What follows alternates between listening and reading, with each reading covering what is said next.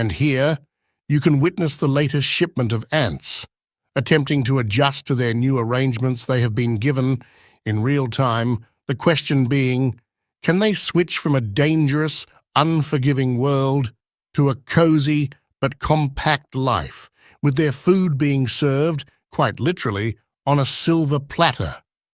The failed escapees, attempted rebels, whatever you may call them, they lay displayed smashed between the ceiling of their home and their outworld.